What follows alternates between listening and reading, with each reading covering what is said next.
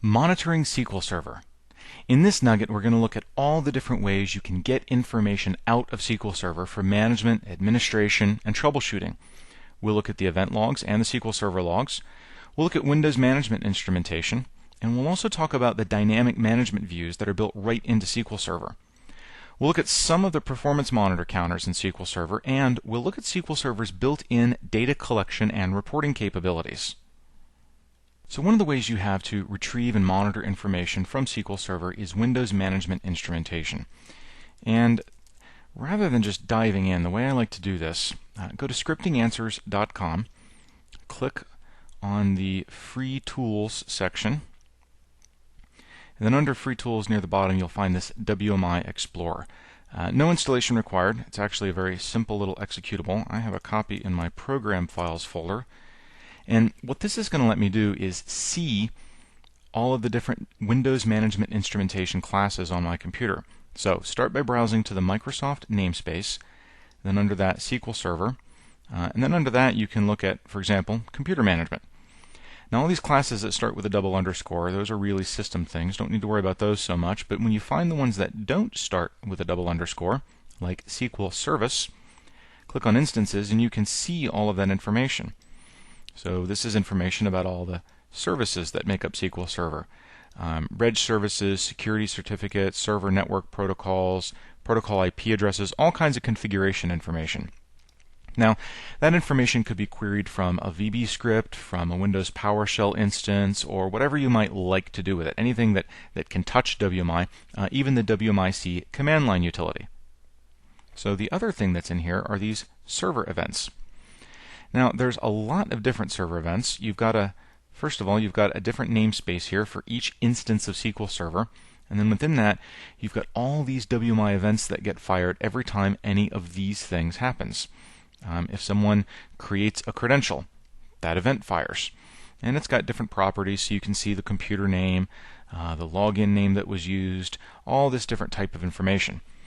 Now, working with WMI events is a little bit beyond what VBScript or what PowerShell version 1 can do, but if you're working with something like a .NET programming language, then you can create your own sort of monitoring tools that respond to these events.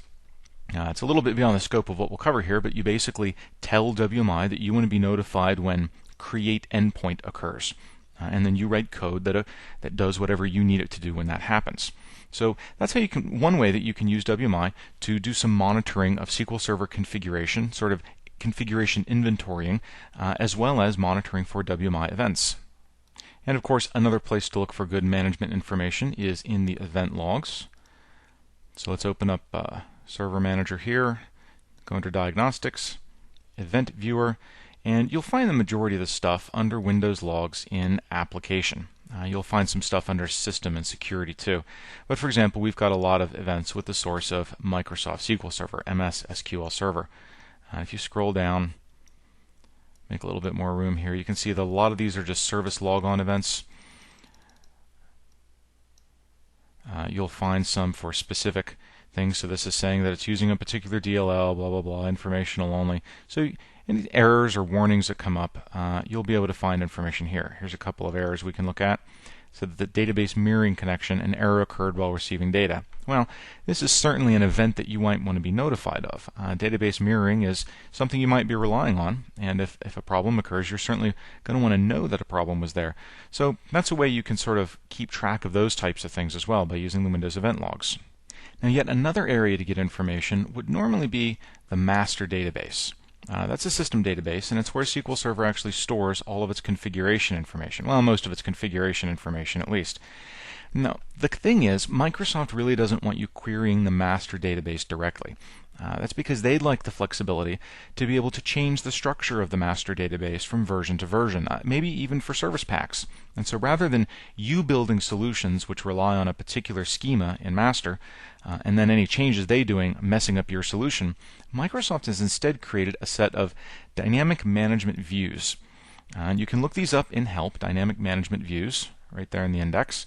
And the idea for these is that they will keep the structure of these views the same, and they'll change the inner portions of the views as necessary to map to whatever the underlying master table looks like.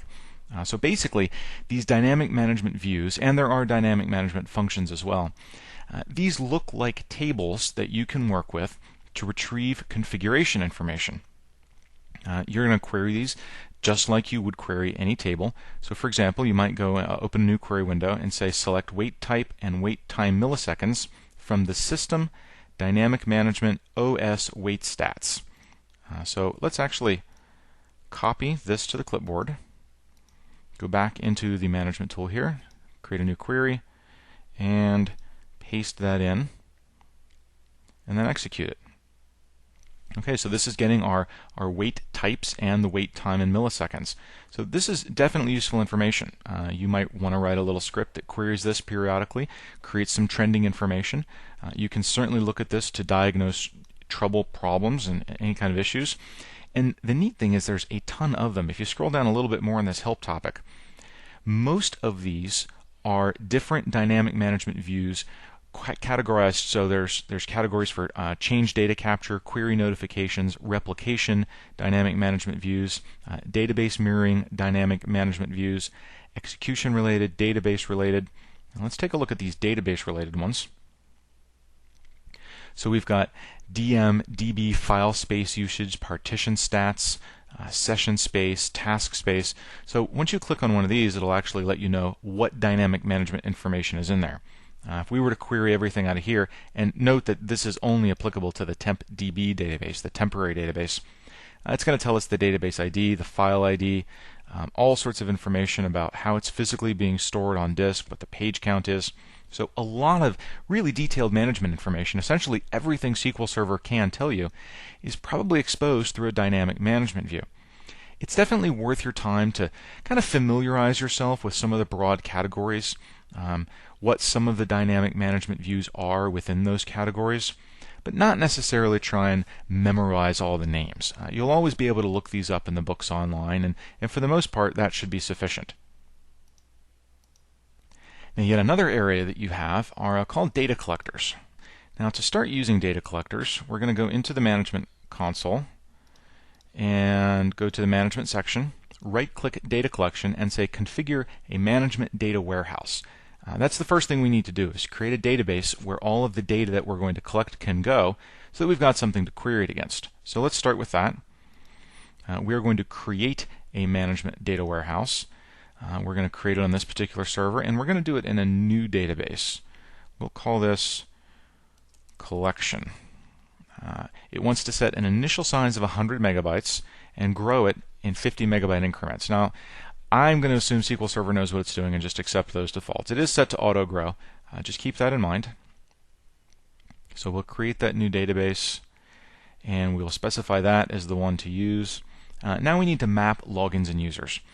This maps specific logins and users to roles within the data warehouse. So we're going to go find our SQL Server event processing logon. We're going to pick Dave there. We'll pick the NT authority. We'll pick the SQL agent account we've created. We're going to set those up for the admin roles in the data warehouse. We could also choose to create a new logon from here. If we want to create a logon called data warehouse, let's map that to Windows authentication, or we could map it to SQL authentication. We'll do SQL, create a password. So that's created a new logon called data warehouse, there it is, and we'll map that to the admin role as well. So this is going to summarize everything that's going to happen. We'll hit finish and let it happen. It'll create an installation script which actually sets up that database and then map the logins and the users. Okay, and that's finished. Now if we were to go up under databases, we will see our collection database. And if we look at the tables, we can see that it has created a lot of tables and stuff for us. So that's a place for data collectors to put their actual data. So now that we've got the database in place for that stuff to go to, we need to right-click Data Collection, select Configure Management Data Warehouse again, and this time take the second option to actually set up data collection. So we're going to configure this instance of SQL to start collecting data to the management data warehouse that we just created. So we're going to pick the local server name, connect to it, select our data management warehouse, and you'll notice it's not listing every database. It's only listing those databases that have been set up as a management data warehouse.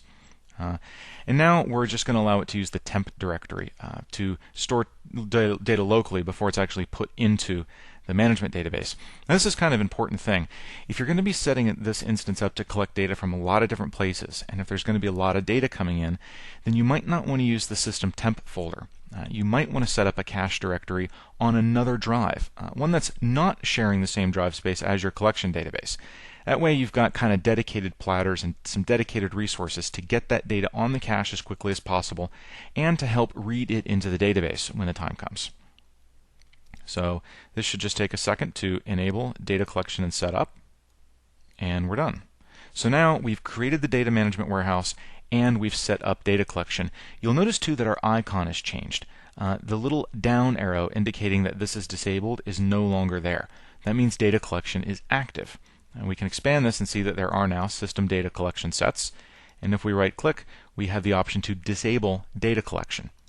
So now let's look at some of these system data collection sets. Let's start looking at the properties of disk usage. Now you'll notice this does have a little green arrow indicating that it's started. We could stop the data collection set. We can also force it to collect data immediately and upload it into the database. We're just going to look at the properties and look at its default configuration. So this is non-cached. It's designed to collect data and upload the data at the same time.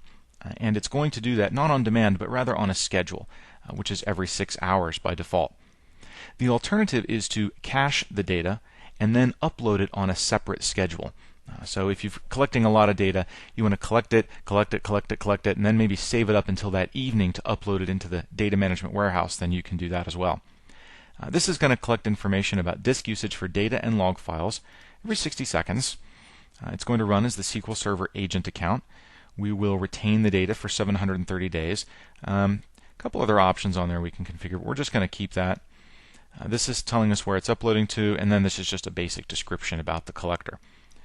They're not all configured exactly the same. Server activity, for example, is cached. It's collected and uploaded on a separate schedule, which disables all this scheduling stuff up here, and instead allows us to set separate schedules. So what we'll do now is just say, collect and upload this data now. And that was successful. We're also going to grab some query statistics, and we'll grab some server activity. So now we should have some data in our data management warehouse. So now that we've got the data in there, well, what good was it? You may have noticed before as I've been right-clicking around in here. Let me just go to the SQL Server agent and on Jobs. There's always this reports thing, and it usually just ends in custom reports. Well, now that we have a warehouse with some data in it, I'll go to Reports, Management Data Warehouse, and I can report on server activity, disk usage, or query statistics. Let's look at disk usage. Okay, this is telling me that the collection database started at this size, it's currently at this size, and it's even going to show me a little trend line. You can click on any of these, like I've done here, to get more detailed. There's a little bit of unused data in here. The majority of this is being taken up with data, and there's plenty of unallocated space within the file too. Hit back to go back to this overall view. So you're actually going to be able to see the space of your databases trending upward over time. It's going to show you their average growth per day, and this is a benefit of collecting this information at least on a daily basis. So it's going to break down the database in the log file. You can of course print that, refresh the report. We're just going to close it and ask to do a different report. We'll do query statistics this time. So this is going to help us see some of the overall query execution statistics for the entire instance. Now we just started collecting, so we don't have a ton of data in here, but if we click on one of them, we can see that this is sort of the performance level of different query statistics. So a lot of good information there from the data collectors. Keep in mind that as you configure your data management warehouse, you can collect information from multiple servers into a single management server. That would allow you to bring many different reports together in one place, which is also very, very useful. Now, one of the ways you would configure that is to go to the data collection item, select its properties. Then you'll see that this server is collecting data, and it's going to send it to this server and that particular database, and it's going to use this cache directory. So the cache directory is always local, and then once things are uploaded from the cache into the database, this is where it goes. And then on the Advanced tab, you'd basically just get a little number of retries if the upload from cache to database should fail for some reason. If you're finding that you're having a lot of connectivity problems, you might want to bump that up a few times. Otherwise, after that number of retries expires, it'll quit trying and just log an error message instead. Now, yet another place to look for information is back under Management under SQL Server Logs. It automatically creates a current activity log, archives those every so often, so let's just take a look at the current log. You'll notice this pops up in the same log file viewer, but this time we're actually looking at information logged directly by SQL Server. I can choose to turn on all the archives, I can turn the archives off. You've got separate archives and logs for database mail. We can just view those, nothing in there. That's good, no news is good news. We'll look at the current activity log. We've also got a log for SQL Server Agent. So we can see that an idle CPU condition has not been defined. On idle schedules will have no effect. So this is telling us that any jobs we have in the system that are set to run when the CPU is idle won't be running at all because we haven't configured SQL Server Agent to have a condition that tells it what an idle CPU looks like. So again, yet another way to get some good diagnostic and troubleshooting information out of SQL Server. And probably the last place we're going to look is good old System Monitor or Performance Monitor, or if you're using Windows Server 2008, as I am here, it would be the Reliability and Performance Monitor. We'll click on the Performance Monitor side, and let's just go ahead and delete that CPU counter and take a look at some of the counters that are available for SQL Server. We do have the Report Server service. We've got SQL Agent, and you'll have a different one of these for each instance. So this is the App1 instance. SQL Server Agent Alerts, SQL Agent Jobs, Job Steps, SQL Server itself, Backup Device, Broker Statistics. Let's scroll down a little bit more. Buffer Manager, Buffer Partitions, the Common Language Runtime, Database Mirroring, Databases. Let's take a look at databases. Now within this object we've got a number of instances. We've got one for each database. So we're going to get database statistics. Let's just choose my database here. And we'll add that. Hit OK. And this is automatically adding a bunch of different actual counters from that instance. The data file size, percentage of the log used, active transactions, number of transactions per second, replication pending. Really a lot of tremendously detailed information that you can pull out of here. Going back in, down to the SQL stuff again, most of which starts with SQL, by the way, in case you hadn't noticed that. Wait statistics, very, very important if you're going to be trying to troubleshoot performance or slow applications. Notice too, we'll just expand this out, and we don't have to select all of these things. We could just select lock waits, for example. Show me on average how long applications are waiting to get their locks. Applications waiting equals bad. Application waiting equals application not doing anything. So this is definitely something you want to keep an eye on. If the lock waits go too high, that's a concern. Waits for worker process, workspace synchronization work, waits. Lots, again, of detailed performance information. Transactions, free space in the temporary database, longest transaction running time, number of transactions, snapshot transactions. We've also got some version store information there. So a lot of good performance information out of these. It's really difficult to look at any one SQL Server performance counter and tell you that this value is good or this value is bad. Really, it all depends on what you're trying to get out of your SQL Server. You know, I say that you want to look for long lock wait times, but if your application developers have built application that just is inherently going to have long lock waits, then so long as you know that that's the situation and you know that you're going to have to deal with it, then in and of itself it's not a bad thing. Let's look at some basic SQL statistics. Batch requests. This is the number of really queries that are being submitted every second. Forced parameterizations, guided plan executions, misguided plan executions. Probably don't want to see many of those. SQL compilations, recompilations. So anytime SQL generates an execution plan to deal with a query, that's called compiling the query. You'll see that with stored procedures a lot. Compilations isn't necessarily bad, but recompilations means that SQL Server determined that its stored execution plan was no good, and so it had to recompile it, which is potentially wasting a little bit of time. So when you see this number start to spike up, it's not necessarily a great thing. And look, I could probably spend the next 9 hours going through every single one of these different performance counters. It's worth your time to go in here and sit down and explore a few of them. If you click on one, so in this one, deprecated features, for example, we've got usage. This is going to break down into multiple different instances of code that's using old SQL Server features that are technically still supported but might go away sometime. And just by clicking on all these, you can sort of figure out what's happening.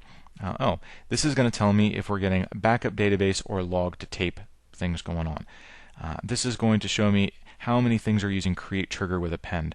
So we can just add all these, and we get lots more counters out of it. Deprecated feature usage. So again, it's worth your time to spend some time here in the Reliability and Performance Monitor or System Monitor on older versions of Windows. Start familiarizing yourself. Understand that there's a ton of things in here that you can log. Look up in the books online to see what some of these things are good for, and start, kind of getting used to some of the capabilities.